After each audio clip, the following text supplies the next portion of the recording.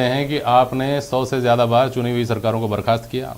आपने विधि सम्मत नहीं रहते हुए जम्मू कश्मीर से लेकर, मद्रास से लेकर, हरियाणा से लेकर कितने ही विवादित फैसले ऐसे किए केंद्र में जिसमें आपने चुनी हुई सरकारों को घर का रास्ता दिखाया। मुख्यमंत्री रास्ते चलते हुए मुख्यमंत्री बदल दिए गए और आप ही के समय कोर्ट को यह टिप्पणी करनी पड़ी कि सीबीआई तोता है। तो फिर आपको सवाल उठाने का नैतिक अधिकार कहां से मिल जाता है? ज्योति खंडेलवाल।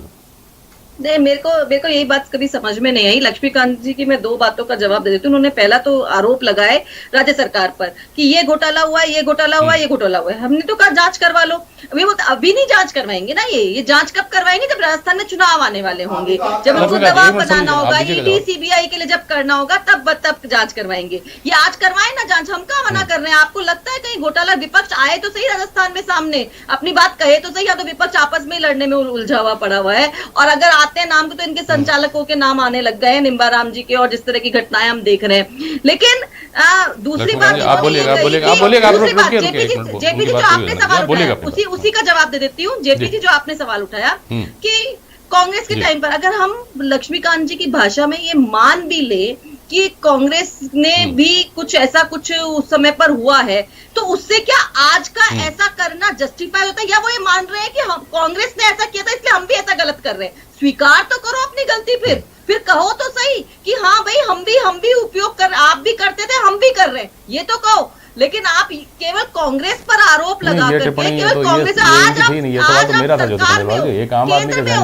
सवाल आपसे पूछे जाएंगे, आज जवाब आपको देना है, आज आप जिम्मेदार हो, आज आपको जनता ने चुन करके भेजा है। जवाबदेही सरकार की बनती, जिसमें विपक्ष अगर आवाज उठाए तो देना पड़ता है। फिर मैं सवाल पूछना चाहती हूँ कि जब राफेल की बात आ रही है तो आपको संयुक्त संसदीय समिति बनाने में क्या दिक्कत आ रही है? क्यों नहीं जांच करवाना चाहते? हम तो बार बार डिमांड कर रहे हैं, अगर आप है तो क्यों नहीं संसदीय। लेकिन आपको क्योंकि संसदीय और संवैधानिक संस्थाओं पे विश्वास नहीं है, केवल इस तरह की राजनीति। देखिए, ज्योति खंडेलवाल जी ने पहले निम्बाराम जी की बात की, तो मैं आपको बता दूं कि जयपुर का जब लोकसभा का चुनाव चल रहा था और राजस्थान में और पूरे देश में लोकसभा का चुनाव हुआ था, तो एक स्टिंग हुआ था और उसमें करोड़ों रुपए की बात थी। मैं उसको सार्वजनिक नहीं करना चाहता, लेकिन मैं आपको दूसरी एक बात बता रहा हूं कि आप कह रहे हो कि राफेल के बारे में आप जेपीसी क्यों नहीं बनाते। आपने तो बहुत चिल्लाकर लोकसभा चुनावों के समय बहुत चिल्लाकर जिन शब्दों का प्रधानमंत्री के ऊपर यूज करके आपने पूरी जनता के बीच में उसको लेकर गए आप, और उसके बाद क्या हुआ? जनता ने आपको अमेठी का चुनाव हरा दिया, आपको मुंह दिखाने लायक नहीं छोड़ा, और सर्वोच्च न्यायालय में जाकर कांग्रेस पार्टी में हारे हुए लोकसभा के नेता राहुल गांधी ने माफी मांगी। देश से भी इनको माफी मांगनी चाहिए। ये अपने पिताजी का बोफोर्स घोटाले में नाम आने के बाद उनके बराबर दूसरे लोगों को करने के लिए इस तरह के अंदर के आरोप लगाते हैं। लेकिन इनको ये समझ लेना चाहिए कि देश में आज एक ऐसा प्रधानमंत्री है जिसने 7 साल में राजनीति और राजनीति के प्रति इस देश में विश्वास पैदा किया है। वो राजीव गांधी नहीं है जो बोफोर्स की दलाली खा रहे हैं, वो सोनिया गांधी और राहुल गांधी भी नहीं है जो 5,000 करोड़ के घोटाले पर जमानत पर छूटे हुए हैं, वो राजस्थान के उन नेताओं की जैसा भी नहीं है कि परिवहन विभाग में घोटाला होता है तो एक बदलने के लिए उसकी फाइल का दबाव बना। राफेल मामले के बावजूद जनता की मुहर लग जाना, ये तो बिल्कुल अलग बात हुई ना लक्ष्मीकांत जी। बहुत सारे आपने उसका जिक्र नहीं किया, आपने कहा जनता की अदालत है, वो फिर से पहले से ज्यादा सीटें जीत करके वापस आ गए, बहुत बड़ी बात हो। ए के माथुर साहब, एक मिनट, ए के माथुर साहब आपको आवाज आ रही है ना? नमस्कार सर। हाँ माथुर साहब, देखिए, जब भारतीय जनता पार्टी केंद्र में सरकार में हो तो कांग्रेस का यह सवाल रहता है, ये आरोप रहता है कि सीबीआई तो तोता है पिंजरे में बैठा हुआ, पिंजरा केंद्र सरकार का, भाजपा का।